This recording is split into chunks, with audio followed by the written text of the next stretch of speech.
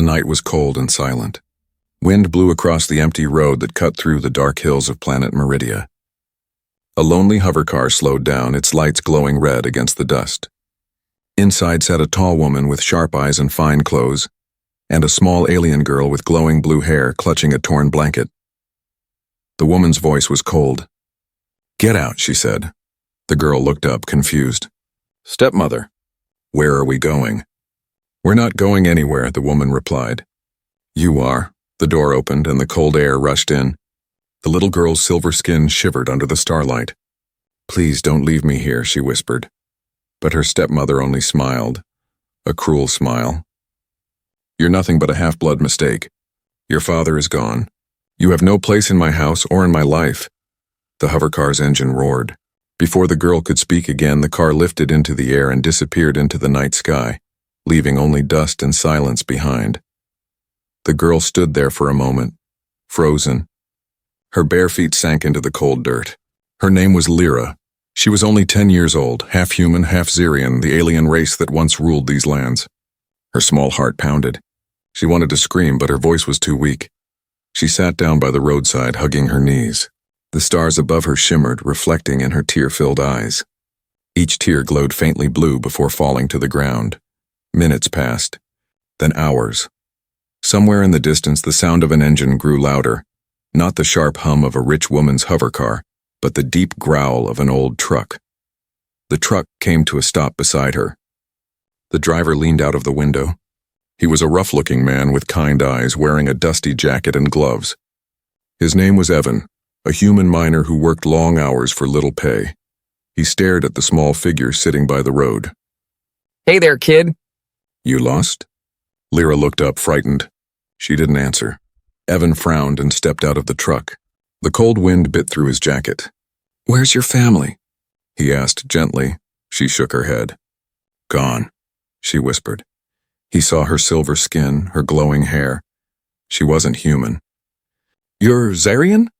he asked, surprised. Lyra nodded slowly. Evan looked around the empty road. He knew the rules. Humans weren't supposed to take alien children home. The government had strict laws about that. But he also knew what would happen if he left her here. No one would come for her. He sighed and rubbed the back of his neck. "You hungry?" She nodded again, weakly. Evan opened the truck door and took out a small pack of food. He offered her a sandwich. She sniffed it, then took a bite carefully.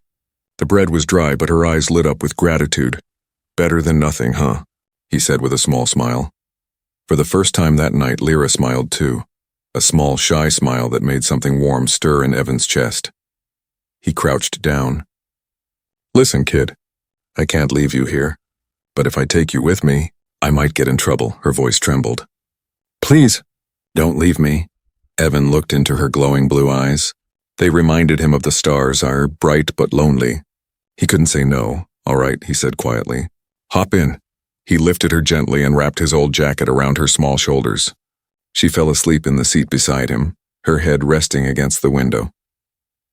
As the truck rumbled down the road, Evan glanced at her again. "Poor kid," he muttered. "What kind of monster leaves a child in the cold like that?" Outside, the stars watched over them. But far behind, a red light flashed in the sky, a drone scanning the area. Its metallic eye zoomed in on the truck's trail. A voice came through the drone's speaker. "Target missing. Initiate search pattern." Evan had no idea he was already being watched. He drove on toward the mountains, the old truck creaking with every turn.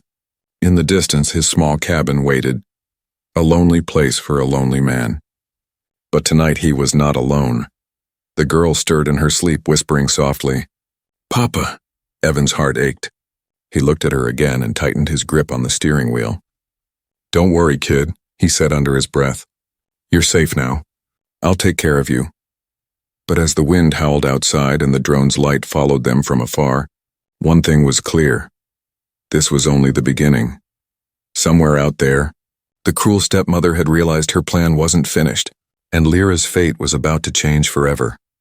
A storm rolled over the mountains that night.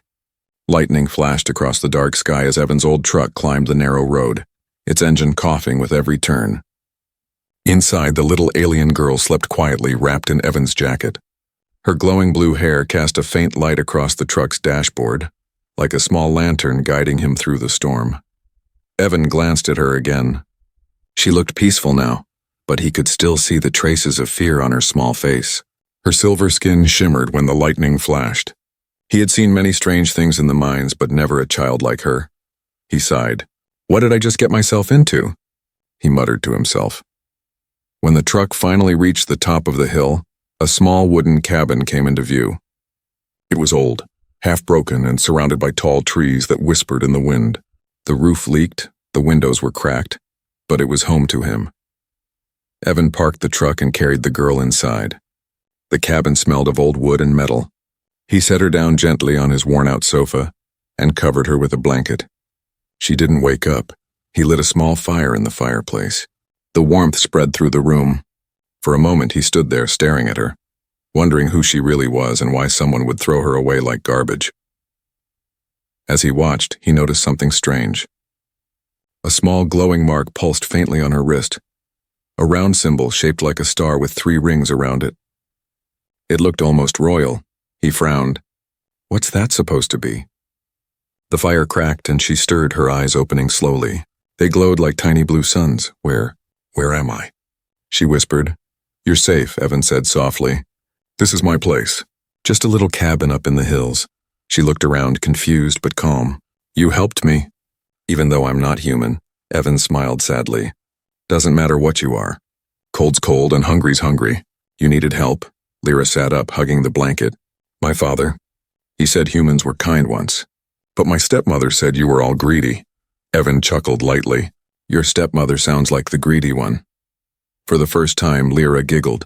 A small, broken sound, like she had forgotten how to laugh. They shared a simple meal, soup and dry bread. Evan gave her the last of his clean water. She ate slowly, still weak but grateful. When the wind outside calmed, she began to talk. My stepmother took everything, Lyra said in a small voice. After father died, she said I was a mistake. She said I didn't belong anywhere. Then she took me far away and left me there. Evan's chest tightened. I'm sorry, kid, he said quietly. Lyra looked down at her glowing wrist. She was afraid of this mark. She said it would bring trouble. Evan stared at it again. He didn't understand alien symbols, but something about it felt powerful, dangerous even. He looked out the window. Through the rain, a red light blinked in the distance. A drone again. He knew it wasn't just a coincidence anymore. He turned back to Lyra. Listen, kid, we might have company soon. Someone's looking for you. Her eyes widened. They can't find me. She'll hurt me again. Evan stood up and grabbed his old rifle from the wall. It barely worked, but it made him feel better. Don't worry. Nobody's hurting you while I'm around. The storm outside grew quieter, but the danger was only getting closer. That night, as Lyra slept again by the fire, Evan sat by the window staring into the dark forest. The blinking red light had vanished, but he knew it would be back. He looked at the sleeping girl. Her breathing was slow and soft. She looked peaceful, almost like she belonged there. Why me? He whispered to himself. Why did I have to find you? But deep down, he knew the answer. Because no one else would have stopped for her. As the firelight flickered, Lyra turned in her sleep and mumbled a few words in a language Evan didn't understand. The mark on her wrist glowed brighter for a moment, and then faded. Evan's eyes narrowed. What are you, kid? He whispered. Outside, in the distance, a shadow moved among the trees, and tall, metallic, and scanning with a red beam. The drone had returned. It hovered above the cabin silently, recording everything. Inside, Evan reached for his rifle and checked the window again. He didn't know it yet, but this night would change both their lives forever. And far away, in a shining city, a cold voice spoke through a hologram. Find her, said Lady Varen, her cruel stepmother. The half-blood must not survive.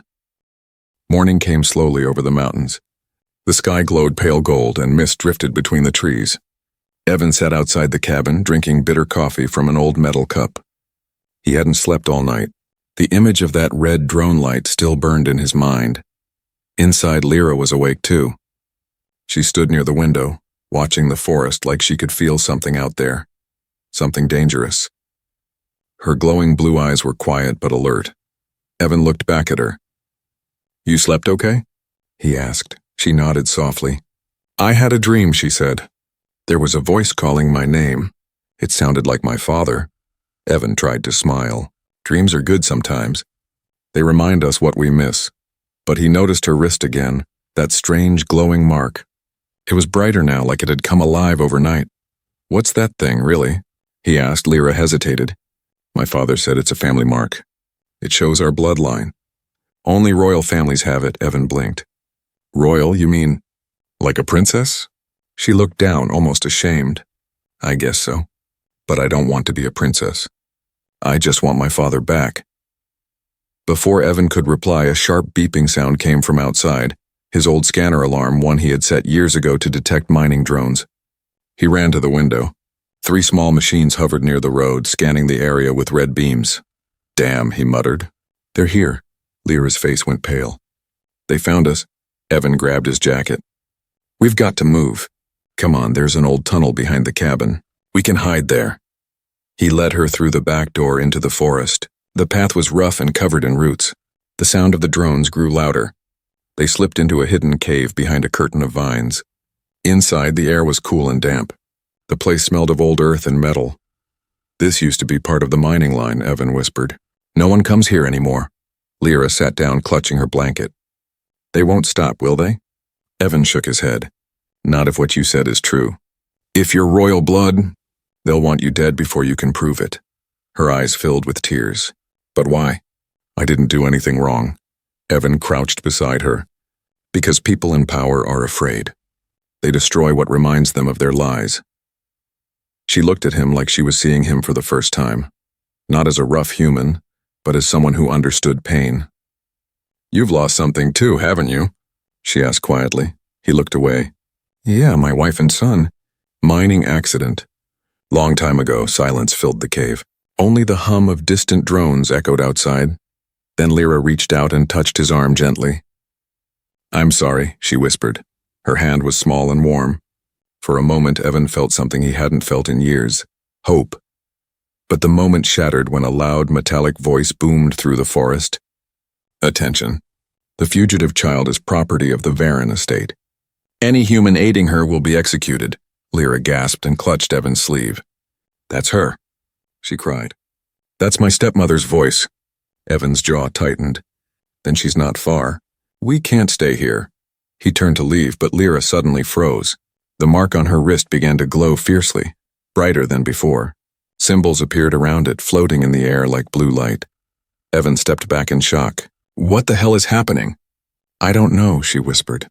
It's never done this before. A soft hum filled the cave walls. Old mining machines that had been dead for years suddenly powered on. Their blue lights blinked, responding to her presence. Evan stared in disbelief.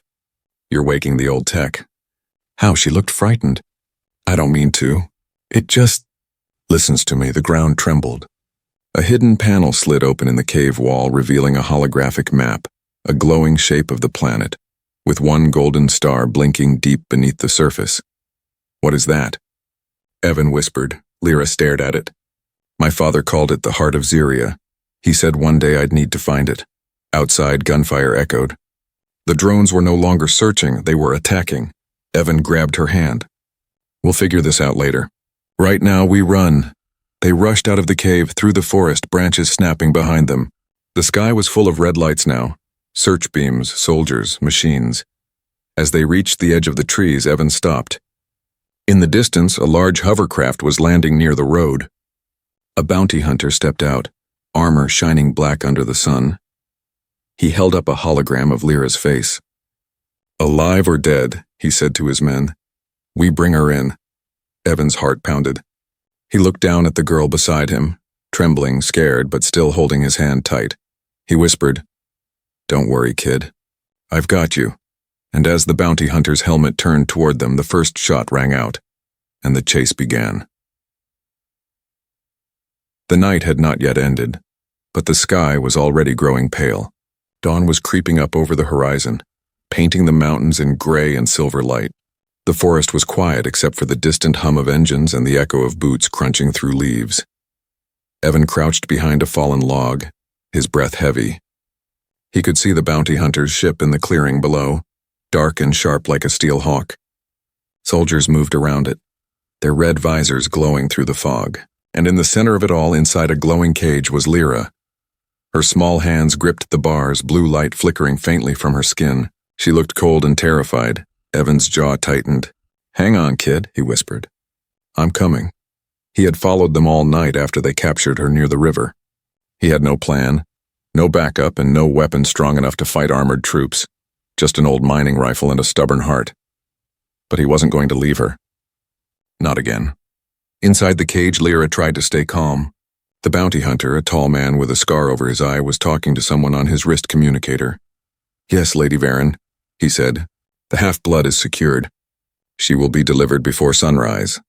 The hologram of her stepmother appeared above the device, her face cold and proud. "Make sure she suffers," Lady Varen ordered. "I want her to know what it feels like to be thrown away." Lyra felt a lump in her throat. She whispered softly, "You already did that." The bounty hunter turned sharply. "What did you say?" Lyra didn't answer.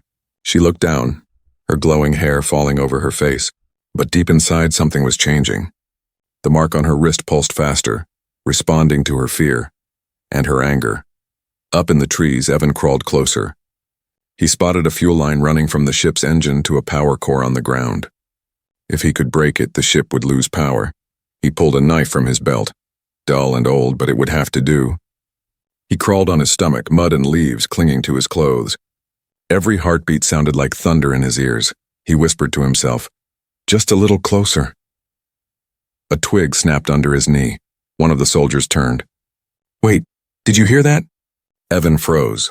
The soldier stepped closer, scanning the trees with a red beam of light. Evan held his breath. The light passed right over him and kept going. He exhaled slowly and sliced the fuel line. Sparks flew. The ship's engine flickered and died. Alarms blared through the clearing. The soldiers shouted in confusion. "Power failure. Check the systems." Evan ran from the trees and dashed toward the cage. "Lyra, hold on," he shouted. The bounty hunter spun around. "Who are you?" "Someone who doesn't leave kids behind." Evan yelled. He fired his rifle. The shot hit the bounty hunter's armor. Not enough to kill, but enough to knock him off balance. Evan grabbed a metal rod and smashed the cage controls. The bars flickered and vanished. "Come on, kid." Lyra stumbled out, her legs shaking. "Evan!" she cried, tears in her eyes. He lifted her up and ran toward the woods, but the bounty hunter recovered quickly. "Don't let them escape!" Blaster fire lit up the clearing. Trees exploded in flashes of red and orange. Evan ran faster, branches whipping against his face. He dove behind a boulder, shielding Lyra as dirt rained down around them. "Evan, you're hurt," she said, seeing blood on his arm. "I'll live," he grunted. "You okay?" She nodded, but the mark on her wrist was glowing brighter than ever. The air around her shimmered. "What's happening?" Evan asked. I think it's protecting us," she whispered. A sudden wave of blue energy burst from her body. The forest shook. The bounty hunters were thrown back, their weapons flying from their hands. Evan stared in awe. "Kid, you're full of surprises." She looked scared. "I didn't mean to do it." "It's okay," he said, holding her close. "You saved us." The bounty hunter struggled to his feet, dazed but furious. "You can't hide forever. The lady owns this planet. She'll find you both." Evan glared back. "Then she can come and try." He fired one last shot, hitting the ship's control panel. Flames burst from the engine. The bounty hunter dove for cover as the ship exploded behind him, lighting the dawn sky in blue and orange fire. Evan carried Lyra through the smoke and down toward the valley. The first rays of morning sun broke through the clouds, touching the mountains with gold. She looked up at him with tired eyes. "Evan, why did you come back for me?" He smiled softly. "Because someone once didn't come back for me. I won't make the same mistake." As they disappeared into the forest, the light of the burning ship reflected in the distance, and far above, another ship appeared in the sky, sleek, silver, royal. Lady Varen was coming herself. The morning sun rose over the broken forest. Smoke still drifted from the wreck of the bounty hunter's ship. Birds had stopped singing. The air was heavy and strange. Evan and Lyra moved through the trees, quiet and cautious. Lyra's small hand gripped his sleeve tightly, her glowing blue eyes scanning the sky. They had been walking for hours. Evan's arm was bleeding from a deep cut, but he didn't stop. We just need to reach the old mining fields, he said. No one goes there anymore. Lyra nodded, her face pale. She won't stop, will she? He shook his head. People like her never stop. A cold wind brushed through the leaves. For a brief moment, everything went silent, too silent. Then a deep rumble filled the air. Evan looked up. His heart dropped. A massive ship was descending from the clouds, sleek, silver, and covered in royal markings. Its shadow swallowed the forest. Dust and leaves swirled as it landed on the open ground ahead. Lyra stepped back, her voice trembling. It's her. The ship's ramp lowered slowly, releasing a wave of heat and wind. And out walked Lady Varen, tall, elegant, wrapped in black armor that shimmered like glass. Her eyes were cold and her smile sharper than any blade. Behind her marched soldiers in silver suits, rifles glowing red. Well, Lady Varen said, her voice calm and cruel, the little runaway has caused quite a mess. Lyra hid behind Evan's arm. Evan stood his ground. You're the one who dumped her like garbage on the roadside, he said. What kind of person does that to a child? Lady Varen's smile didn't fade. A practical one. That creature was never meant to exist. My husband's mistake. Lyra's small voice broke through the tension. You're lying. Father loved me. Loved? Varen repeated, laughing softly. Love is weakness, my dear. Power is what keeps you alive. And you are a threat to mine. Evan stepped forward. You'll have to go through me first. The soldiers aimed their weapons. Red dots of light covered Evan's chest. Lady Varen tilted her head. A human miner protecting royal trash? How amusing. Do you even know what she is? Evan's voice was steady. I don't care what she is. She's a kid, and she's mine to protect. For the first time, Varen's smile faltered. Then you will die for her. She raised her hand. Fire. Blaster shots ripped through the forest. Evan grabbed Lyra and dove behind a fallen tree. The blast tore through bark and dirt, lighting up the air with smoke and sparks. Evan, Lyra cried. You're hurt. He winced but forced a grin. Nothing new. Stay down. The ground shook again, but this time not from the weapons. Lyra's mark had begun to glow, brighter than ever. The air around her shimmered with blue light. What's happening? Evan shouted. I don't know, she said, terrified. It just started. A pulse of energy burst from her wrist. The light spread through the ground like lightning, knocking the soldiers off their feet. Trees bent and Lady Varen's ship trembled. Varen screamed, shielding her face. Stop her now! But it was too late. The light rose higher, forming a glowing shield around Lyra and Evan. Inside it, everything was calm, quiet, safe. Outside chaos, Evan looked around in awe. Kid, you're doing this? I don't want to, she cried. It just happens when I'm scared. He held her close. Then don't be scared. You're not alone anymore. The words seemed to reach her. The light began to focus, tighter, steadier, pulsing like a heartbeat. Varen staggered to her feet. You think you can fight me, half-blood? You are nothing. Lyra looked up, tears glowing on her cheeks. No, I'm my father's daughter. The ground cracked beneath them. A beam of blue energy shot upward, slicing through the air. Varen's soldiers dropped their weapons, blinded by the light. When it faded, the forest was silent again. Evan and Lyra stood together in the clearing, surrounded by scorched trees. The ship's hull was cracked. Smoke rose from its engines, but Lady Varen was still standing. Her armor was burned, her face cut, but her eyes burned with rage. This isn't over, she hissed. You can't hide from blood. You can't hide from destiny. She pressed a button on her wrist and vanished in a flash of red light, teleported away. Evan lowered his rifle. His breathing was rough. You okay, kid? Lyra nodded weakly. She'll come back. He smiled sadly. Then we'll be ready next time. She looked up at the rising sun, orange and gold breaking through the smoke. For the first time, she didn't feel like an orphan. She felt like someone's family, but deep inside she knew her stepmother was right about one thing. This wasn't over. Something bigger was coming, far below the mountain, beneath the cracked earth. Something ancient had awakened when Lyra released her power, and the world had just started to notice. The forest was silent after the battle. Smoke curled from the scorched trees and the air smelled of ash and burnt metal. The sun had climbed higher now, spilling pale light over the destruction. Evan stood beside the wrecked clearing, breathing hard. His shirt was torn, his arm still bleeding. Lyra knelt on the ground near him, her blue hair tangled and glowing faintly in the sunlight. She was shaking. "I didn't mean to do it," she whispered. "I didn't want to hurt anyone." Evan crouched beside her and placed a rough hand on her shoulder. "You didn't do anything wrong, kid. You just defended yourself." Her glowing wrist mark pulsed again, soft this time, like a heartbeat beneath her skin. Evan noticed that the light wasn't fading anymore. It was spreading faintly across her veins, tracing her arms like blue fire. He frowned. "That thing on your wrist. It's changing again." Lyra looked down at it. "I can feel something," she said quietly. "Like it's calling me to underground." Evan stared at her. "Underground?" She nodded. "There's something below us. Something old." Before Evan could speak, the ground trembled. A deep rumble came from beneath the earth. Not like an explosion, but like something waking up after a long sleep. Birds fled from the trees. The broken ship's metal frame creaked and sank slightly into the dirt. Evan grabbed Lyra's hand. "We need to move." They ran toward the forest edge, but the ground gave way under them. The world tilted, and they fell. They landed in darkness. For a moment, neither moved. The only sound was the echo of dripping water.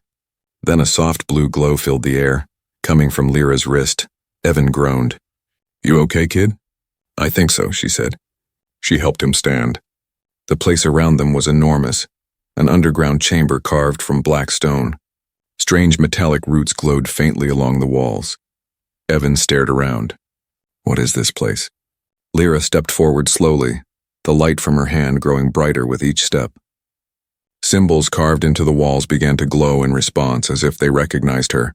A voice echoed suddenly, deep, calm, and familiar. "Welcome, my child." Lyra froze.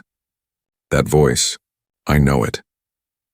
From the center of the chamber, a beam of light appeared, forming into a tall, shimmering figure, a hologram of a man with silver skin and kind eyes. Evan took a step back. "Who?" The figure smiled at Lyra. "My little star," he said softly. "You have found me." Lyra's eyes filled with tears. "Father?" The hologram nodded gently. "Yes, my daughter. This message was left for you. If you are seeing this, then I am gone." Lyra reached out, her hand trembling through the light. "Why did you leave me? Why did she take everything?" Her father's image flickered. "Your stepmother's heart was poisoned by fear. She wanted my throne, but not my legacy. She feared you because you carry both, human courage and Zirian power. You are the bridge between worlds, Lyra." Evan listened quietly, his heart heavy. The hologram continued. "Beneath this planet sleeps the heart of Ziria, an ancient power once used to protect life across the stars. Only royal blood can awaken it. Only kindness can control it. That power now belongs to you." Lyra's glowing mark pulsed brighter, matching the rhythm of the chamber lights. Her father's eyes softened. "But be warned, my child. Power without compassion destroys. Remember what makes you human, and you will never be lost." The image flickered again and faded into silence. Lyra stood frozen, tears streaming down her cheeks. Evan finally spoke. "Kid, that was your old man, wasn't it?" She nodded, whispering, "He believed in me, even after everything." Evan smiled faintly. "Sounds like he knew what he was talking about." Then the ground rumbled again. Stones fell from above. The voice of the planet itself seemed to awaken. Lyra turned toward the far wall where a circular door glowed with symbols. "That's where the heart is," she said. Evan hesitated. "And what happens if you open it?" "I don't know," she admitted. "But I think I have to." He looked at her for a long moment, then nodded. "Then you're not doing it alone." She smiled through her tears. "You'd really come with me?" He grinned. "Kid, I've already fought your stepmother, her army, and 3 drones. Might as well finish the job." Together they stepped toward the glowing door. The mark on Lyra's wrist shone like a star. As her palm touched the door, the entire chamber filled with light. The walls trembled, the air vibrated, and the metallic roots began to sing, a deep, beautiful sound that echoed like a heartbeat through the earth. Somewhere far above, Lady Varen's ship turned toward the mountains, tracking the burst of energy. She smiled darkly. "So the child found the heart. Perfect, let her open it for me." The world was changing. The heart of Ziria had awakened, And for Lyra and Evan, the final test and then the final battle, and it was about to begin. The world beneath the mountain was alive. Light flowed through the walls like rivers of fire. The air trembled with energy, humming like the breath of something ancient and mighty. In the center of the great chamber, a sphere of glowing crystal floated above a stone altar, the heart of Zyria. It pulsed like a living thing, blue and gold light blending together in waves. Lyra stood before it, her small frame glowing in its reflection, her hair lifted slightly, touched by invisible energy. Evan stood behind her, his hand resting on the rifle that had saved them more than once. He stared at the heart with awe. "That thing's alive," he whispered. "It's more than alive," Lyra said softly. "It feels me, it knows me." The crystal pulsed brighter, responding to her words. But before she could step closer, a cold voice echoed through the chamber. "Of course it knows you," the voice sneered. "You were made for it." Lyra turned sharply. A beam of red light sliced down from above, and from it stepped Lady Varen. She had come herself, wrapped in black armor now scorched from battle, her eyes filled with fury and madness. Behind her, soldiers poured in, weapons ready. Evan stepped forward, blocking Lyra with his body. "How many times do I have to tell you?" he said through gritted teeth. "You're not taking her." Lady Varen smiled coldly. "You think I came for her?" She pointed at the heart. "No, human. I came for that." Her voice rose, echoing through the cavern. "The heart belongs to me. I will use it to rule every system that dared to forget me." Lyra shook her head, voice trembling. "You'll destroy everything. The heart isn't meant for greed, and it's meant for life." "Life?" Varen spat. "You are not even fully alive, half-blood. You are an error that should never have been born." Evan raised his rifle. "That's enough." Before he could fire, the soldiers opened fire first. Bolts of red light streaked across the chamber. Evan pushed Lyra behind a stone pillar, returning fire with sharp, desperate shots. The walls glowed and cracked. Lyra crouched low, clutching her wrist. The mark burned painfully now, flaring bright blue. She looked toward the heart. It was flickering, unstable, like it was waiting for her to decide. Evan's voice shouted over the chaos. "Lyra, whatever that thing is, use it." Now, she hesitated. "What if it hurts you?" He looked back at her, tired, bleeding, but still smiling. Then it was worth it. Her heart clenched. For the first time, she wasn't afraid. She stood up. The world seemed to slow. Blaster fire froze midair. Wind stopped moving. Even Lady Varen turned in shock as Lyra walked forward, her entire body glowing.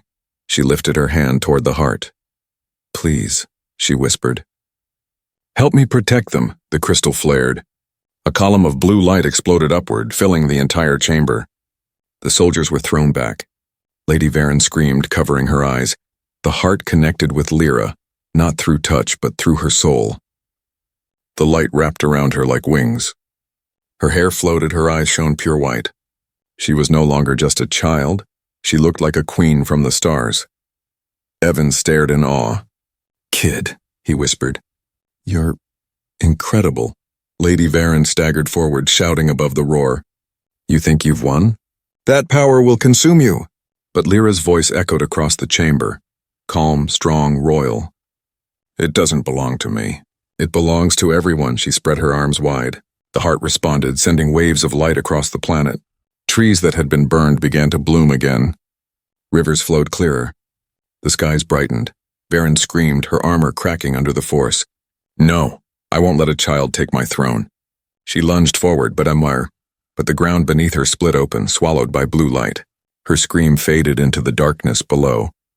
Then there was silence. Only the glow of the heart remained. And Lyra standing in its center, tears of light rolling down her cheeks. She turned to Evan, who was kneeling now, exhausted and bruised. She walked to him and placed a hand on his shoulder. "It's over," she whispered. He looked up at her, smiling weakly. "Guess the galaxy's got its princess back." She smiled softly. "I wouldn't be here without you." He shook his head. "You don't owe me anything, kid. You saved us all." Lyra's glowing hand brushed against his wound. Light flowed into it, healing it instantly. "I owe you everything," she said quietly. "You gave me what I never had. Family." The heart pulsed once more, as if it was saying goodbye. Then its light faded gently, leaving the cavern bathed in soft blue glow. Weeks later, the mountains were green again. Evan stood outside his rebuilt cabin watching the sunset.